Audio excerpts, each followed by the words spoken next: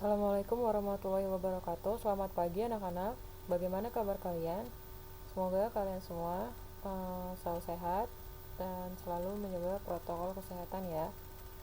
Tetap semangat dalam mengikuti pembelajaran jarak jauh, khususnya matematika wajib bersama saya, Ibu Dini Marinsani. Oke, pada pertemuan kali ini kita akan membahas tentang bab relasi dan fungsi ya. Nah, lanjut, untuk relasi dan fungsi, kompetensi dasarnya yang akan kalian dapatkan adalah kompetensi dasar pengetahuan dan kompetensi dasar keterampilan.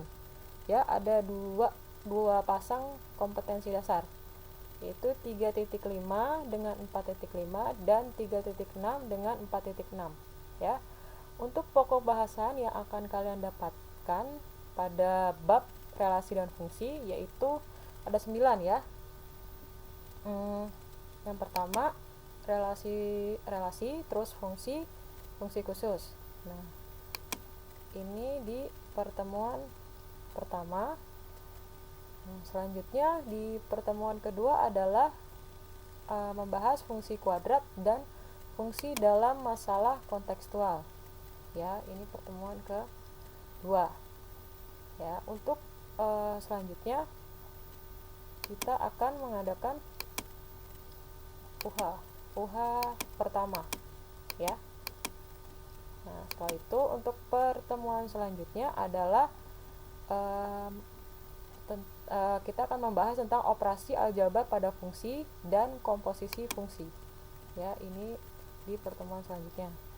Kemudian untuk pertemuan selanjutnya adalah tentang inverse fungsi dan inverse fungsi komposisi. Setelah selesai, lanjut ke pertemuan berikutnya adalah UH2. Oke. Ya. Jangan lupa ya. Ini jadwal kita untuk bab relasi dan fungsi. Oke.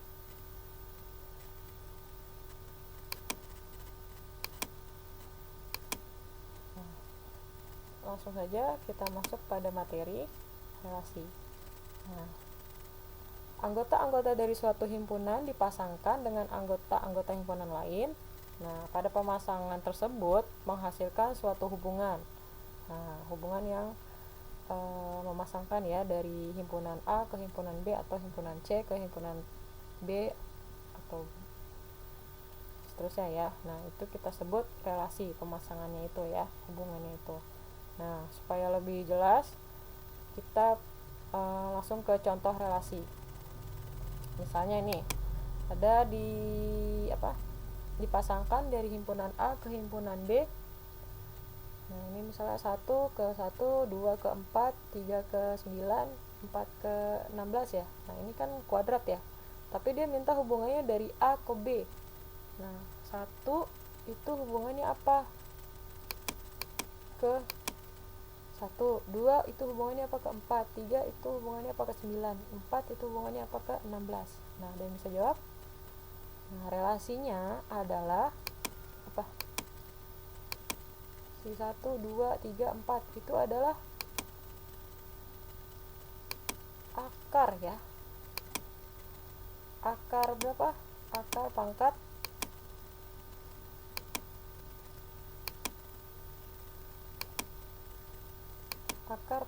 2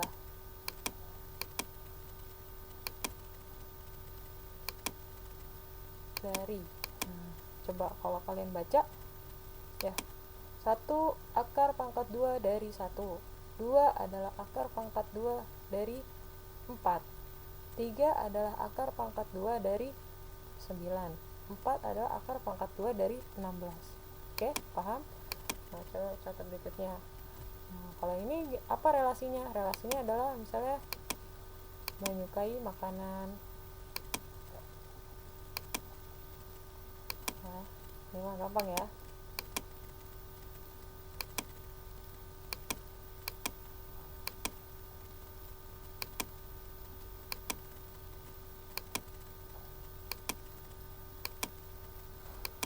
Nah, berarti kan kalau kita baca Ani menyukai makanan bakso, Ani menyukai makanan nasi goreng. Oke? Untuk relasinya ya. Selanjutnya kalau yang ini, nah berarti kalau yang ini kan kita lihat, wah 1 itu kurang dari ya, kurang dari si yang ini nih, 1 kurang dari 2, 1 kurang dari 4, 1 kurang dari 6. Nah 2 kurang dari 4, 2 kurang dari 6 ya, dan seterusnya. Oke, sudah paham ya tentang relasi? Nah, nanti bisa kita lanjut ke relasi dan fungsi itu dapat dinyatakan dengan himpunan pasangan berurutan, kemudian diagram panah, dan diagram koordinat. Oke? Nah, biar lebih jelasnya coba perhatikan contoh. Diketahui A sama dengan 3, 4, 6 dan B adalah 2 dan 3. Jika R adalah relasi dari A ke B yang merupakan relasi kelipatan. Nah, kelipatan dari berarti pasangannya gimana nih? Nah, sehingga kita bisa tulis himpunan pasangan berurutan dari kelipatan dari A ke B itu berarti kan 3, 3, 4, 2, 6, 2 sama 6, 3 ya. Karena kan 3 itu kelipatan dari 3. Nah, ya. 4 itu kelipatan dari 2. 6 berarti kelipatan dari 2 sama 3. Ya, ingat ya. Himpunan A kan relasi dari himpunan A ke himpunan B. Berarti yang di awal adalah himpunan A dulu ya.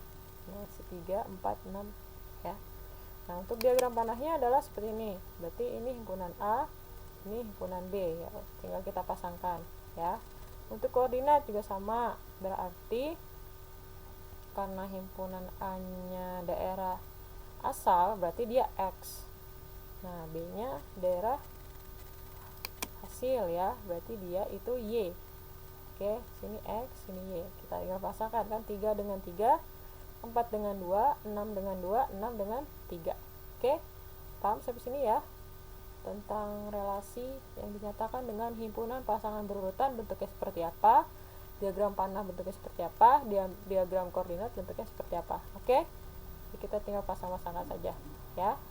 Lanjut ke himpunan hasil kali. Nah, karena ngomongnya hasil kali ya berarti lambangnya perkalian ya. Misalnya A, himpunan A kali himpunan B. Nah, ya udah berarti kan tinggal sesuai sama susunannya. Berarti kan himpunan A duluan. Nah, contoh, nih misalnya A 1 2 3 dan B A, B. Tentukan A kali B. Ya udah berarti kan karena A duluan, A itu kan anggotanya 1 2 3. Nah, berarti pasangkan satu-satu. 1A, 1B, 2A, 2B, 3A, 3B. Nah, ya. Gimana Bu kalau misalnya B kali A? Ya. Berarti ya coba sama kalian. Berarti kan yang anggota B dulu ya. Itu satu-satu juga dipasangin. A1, terus A2, terus A3 ya. Nah, coba kalian lanjutkan lagi ya. Berarti berapa lagi tuh ya? Oke, paham ya tentang himpunan hasil kali? Nah, kita lanjut. Nah, untuk banyak semua pemetaan yang mungkin dari himpunan A ke himpunan B. Jadi pemasangan ya, maksudnya pasangan pemetaan itu. Nah, rumus banyaknya pemetaan dari A ke B yaitu banyaknya anggota himpunan B dipangkatkan dengan banyaknya anggota himpunan A. Ingat, kalau dari A ke B, A-nya menjadi pangkat ya. Dan sebaliknya, kalau dari B ke A, B-nya jadi pangkat. Oke, biar lebih jelasnya. Nah, contoh soal, diketahui himpunan A sama dengan 2,3 dan B, A, B, C. Banyak semua pemetaan yang mungkin dari himpunan A ke himpunan B adalah, nah, banyaknya himpunan A itu kan ada 2, untuk banyaknya himpunan B ada 3 ya. Nah, berarti banyak pemetaannya dari A ke B. Nah, ingat, dari A ke B berarti A-nya jadi pangkat. Nah, berarti jadi 3 pangkat 2. Nah, 3 pangkat 2 berarti 9. Nah, kalau misalnya pertanyaannya diubah, banyaknya semua pemetaan yang mungkin dari B ke A, berarti kalau dari B ke A adalah berapa? Kalau dari B ke A 8 ya. Dari mana? Kalau dari B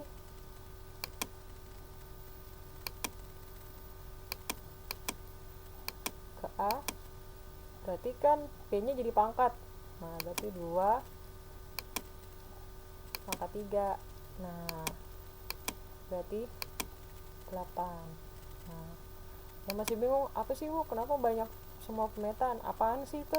Nah, maksudnya pasangan yang mungkin dari A ke B, nah, itu apa aja? Nah, ini nih A sama B ya. Jadi kan A-nya itu 2 sama 3, B-nya itu A, B, C. Nah, kalau dipasangin tuh yang mungkin ada berapa banyak? Nah, kalau dari A ke B, jadi seperti ini nih, 9 itu dapetnya ini nih. Berarti kan 1, 2, 3, 4, 5, 6, 7, 8, 9. Bisa 2A, 3A, 2B, 3B, 2C, 3C, 2A, 3B, 2A, 3C, 2B, 3C ya, seterusnya. Oke, paham? Jadi ini penjelasan dari kenapa dapat 9 ya. Dan ini adalah rumusnya. Oke, paham? Nah, sekarang kita lanjut. Nah, sekarang kita lanjut tentang fungsi. Nah, suatu relasi atau hubungan antara suatu himpunan yang disebut domain, daerah asal, dengan himpunan lain yang disebut kodomain atau daerah kawan, di mana setiap anggota domain dipasangkan tepat satu. Ingat ya, kalau fungsi itu domainnya dipasangkan tepat satu ke anggota kodomain. Nah, untuk himpunan anggota kodomain yang merupakan pasangan dari anggota domain itu disebut rank. Jadi rank itu hasilnya ya, makanya disebut daerah hasil. Oke, ingat ya, kalau fungsi itu relasi, tapi domainnya itu dipasangkan tepat satu anggota kodomain. Gimana sih Bu maksudnya? Nah, ini nih penjelasan gambarnya. Nah, biar lebih jelas lagi, coba perhatikan. Nah, ini contoh fungsi dan contoh bukan fungsi. Ingat tadi kan harus domainnya tepat satu dipasangkan ke kodomain ya. Jadi seperti ini. Nah, jadi nggak apa-apa kodomainnya double, asal domainnya tidak ya. Nah, ini ya, jadi domainnya harus punya pasangan dan tidak boleh double ya. Ingat, yang ini salah, dia nggak punya pasangan, ini juga nggak punya pasangan, ini nggak punya pasangan. Yang ini salah, kenapa? Dia pasangannya banyak banget ke kodomainnya ya, kan harus tepat satu. Ini nggak boleh kayak gini ya, ini juga nggak boleh ya. Berarti ini bukan fungsi. Oke.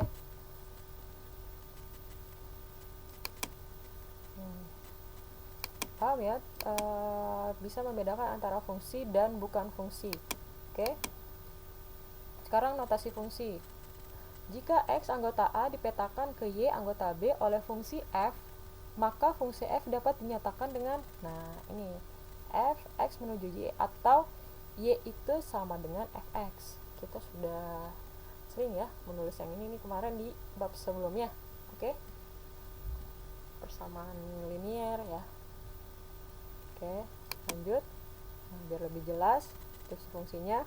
Nah, perhatikan contoh 1. Misalnya fx sama dengan x kuadrat min 5x ditambah 3. Nah, tentukan nilai dari f4, fk, fx plus 1, dan fx pangkat 2. Nah, kita bisa langsung substitusi saja. Berarti x-nya kita ganti ya. Nah, x-nya kita ganti. Nih, x-nya jadi 4, x-nya jadi 3, x-nya jadi x plus 1, x-nya jadi x pangkat 2 ya. Ya udah, ganti aja, tinggal substitusi. Nah, sehingga kalau untuk F4 nilainya adalah min 1. Untuk FK nilai Y-nya adalah K kuadrat dikurang 5K plus 3 ya. Kita tinggal substitusi saja ya. Tinggal ganti nilai X-nya. Oke. Sekarang contoh 2. Kalau tadi kan X-nya enak nih, dia sendiri, udah langsung ya, tinggal substitusi. Nah, kalau ini gimana tentukan Fx-nya? Nah, kalau di dalamnya bentuknya seperti ini, ya ada bentuknya persamaan gitu ya. Nah, berarti kita harus misalkan yang di dalam F-nya ini, misalkan ya, kalau saya misalkannya Y, ya. Ini yang ini Y. Nah, boleh Y, boleh A, boleh B, ya. Nah, setelah itu kita misalkan 2X sama dengan Y. Nah, kita cari nilai X-nya nih, pindah-pindah ruas. Berarti X-nya adalah Y plus 1/2. Nah, dari sini balikin ke persamaan, kita substitusi, kita ganti. Tadinya persamaannya itu adalah, tadinya fungsinya adalah F 2x min 1 sama dengan X per X min 2, kita ganti. Nah, Y nya kita ganti, 2x min 1 nya jadi Y, X nya jadi Y plus 1/2, ya, ganti. Nah, sama kan penyebutnya ya, si 2 nya ini kan masih belum bentuk pecahan. Nah, jadi 4/2 digabung jadinya jadi berapa nih? Jadinya kan Y plus 1/2 per Y min 3/2. Nah, sama-sama 2 ya, kita coret boleh, sehingga FY nya adalah, nah, Y plus 1 per Y min 3. Nah, kalau sudah seperti ini kan kita nyarinya Fx nya ya, langsung ganti saja Y nya jadi X, sehingga didapat Fx nya sama dengan X plus 1 per X min 3. Jadi yang ini sudah tidak berlaku lagi untuk di sini, oke? Jadi langsung saja. Nah, berarti untuk F4 nya bagaimana? Nah, untuk F4 nya bisa kita substitusi ke di persamaan ini, ganti X nya jadi 4, jadi 5 per berapa nih? 5/2, ya. Sampai sini paham? Ya. Lanjut ya. Sekarang kita akan menentukan domain dan range pada fungsi. Nah, contoh. Kita akan menentukan daerah asal dan daerah hasil dari suatu fungsi, ya. Nah, kalau ini gimana?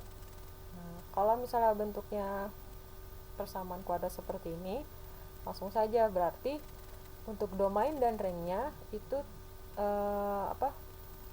boleh kita masukkan nilainya X-nya berapapun dan hasilnya pasti akan berapapun ya, tidak ada syarat ya. Berarti X-nya boleh min, boleh negatif, boleh positif, boleh pecahan, ya. Oke, kita bebas nih, boleh masukin berapapun dan hasilnya pasti berapapun. Nah, berarti domainnya adalah X lebih dari min tahingga kurang dari tahingga, dan untuk hasilnya ada Fx-nya adalah lebih dari min tahingga kurang dari tahingga, ya. Jadi kalau bentuknya seperti ini, dia tidak ada syarat atau batasan apapun, ya. Sekarang untuk yang kedua. Nah, kalau bentuknya pecahan, lihat penyebutnya. Nah, untuk mencari domainnya, berarti penyebutnya harus ada syaratnya. Ingat, penyebutnya tidak boleh sama dengan 0. Kenapa sih tidak boleh sama dengan 0? Karena kalau nilainya di sini 0, nilai berapapun dibagi 0 adalah hasilnya tidak terdefinisi. Makanya, jadi harus ada syaratnya untuk yang penyebutnya. Jadi tidak boleh sama dengan 0. Berarti, nah, kita pindah ruas. Berarti X-nya tidak boleh sama dengan 4. Gimana untuk range-nya? Untuk range-nya tidak ada syarat apapun. Jadi kalau kita masukin X-nya berapapun kecuali 4 kan berarti hasilnya hasilnya akan berapa? Hasilnya akan berapapun kan, berarti Fx-nya adalah lebih dari min tahingga kurang dari tahingga, ya. Bebas hasilnya, tergantung X-nya, kecuali X sama dengan 4. Nah, contoh yang ketiga, kalau bentuknya ada logaritma, nah, untuk syarat domainnya itu harus positif, berarti harus lebih dari 0, ya. Yang di dalam log harus lebih dari 0. Jadi kalian ingat ya. berarti x-nya harus lebih dari 4. Oke. Nah, untuk range-nya juga nggak ada syarat, berarti syaratnya adalah fx-nya lebih dari min tak hingga atau kurang dari tak hingga, ya, yang domainnya saja, berarti x-nya lebih dari 4. Oke. Nah, yang keempat, kalau bentuknya ada akar, nah sama kayak logaritma ya, syarat domainnya adalah apa? Dia yang di dalam akar ini harus positif. Berarti kalau harus positif, dia harus lebih dari 0 ya. Berarti x min 1 lebih dari 0. Sehingga didapat x lebih dari 1. Nah, ini domainnya. Terus untuk range-nya, karena dia nilainya harus lebih dari 1 kan positif ya, berarti hasilnya fx-nya juga harus pasti lebih dari sama dengan 0 ya, harus positif juga. Oke. Ya, kemungkinannya ya, akarnya ini pasti kalau dimasukin berapapun pasti hasilnya range-nya adalah positif, berarti lebih dari sama dengan 0. Oke. Sampai sini paham? Ya. Lanjut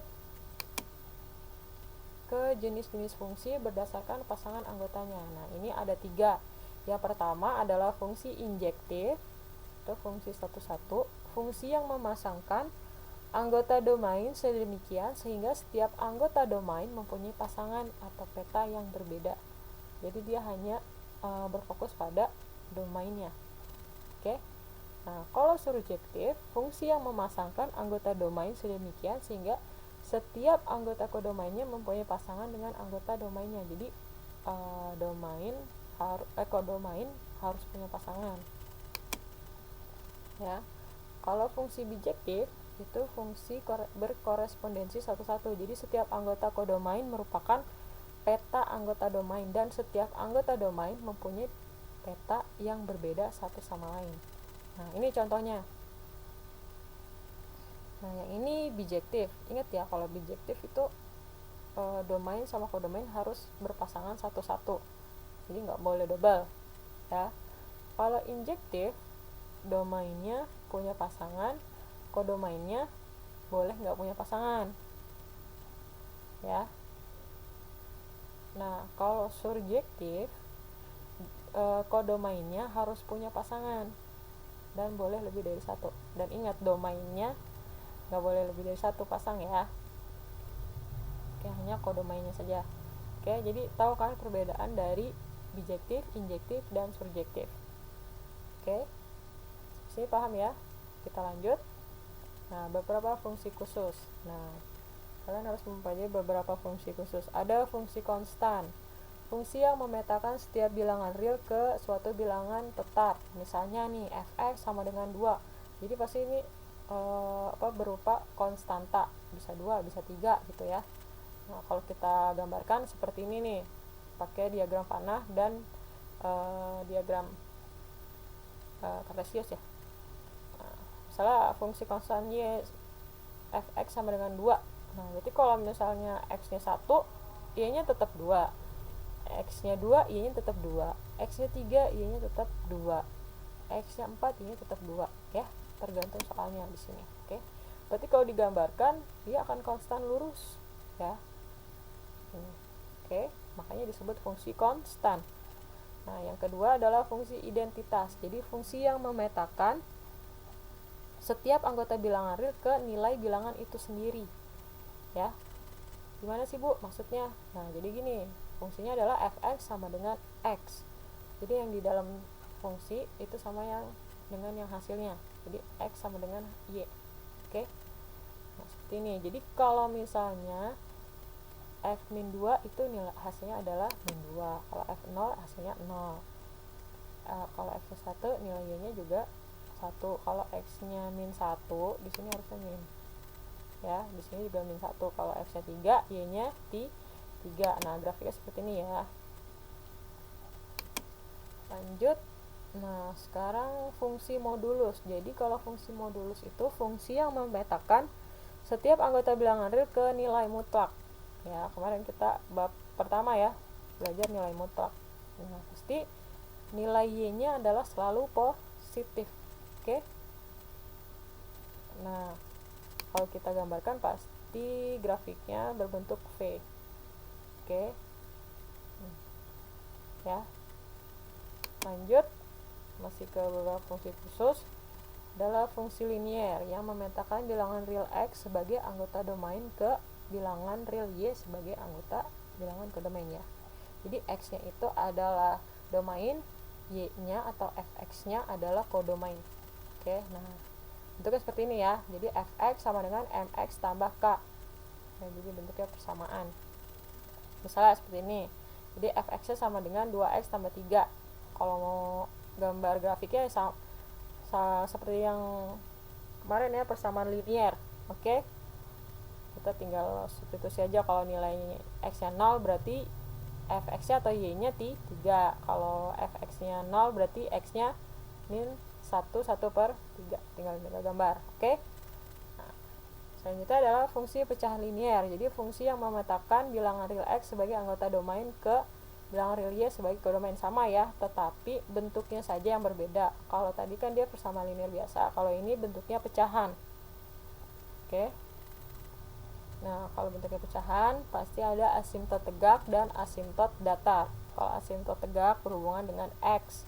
Dia x-nya sama dengan min d per c, dan asimtot datar yaitu y sama dengan a per c. Ingat, d sama c, a sama c ini di persamaannya ya. Jadi a itu yang nempel sama x, b itu yang letaknya di atas dan tidak memiliki variabel ya, c itu yang nempel sama x, dan d itu letaknya di bawah ya, di penyebutnya. Oke. Lanjut. Nah, ini gambarnya. Misalnya contohnya fx sama dengan x plus 1 per x min 2. Nah, berarti bentuknya seperti ini nih grafiknya. Nah, kalau kita gambarin, mencari asimtot tegaknya adalah min d per c. Nah, d-nya berapa? D-nya kan min 2. C-nya 1. Berarti min 2 per 1. Berarti asimtot tegaknya adalah 2 ya. Kalau asimtot datarnya a per c. Berarti a-nya adalah 1.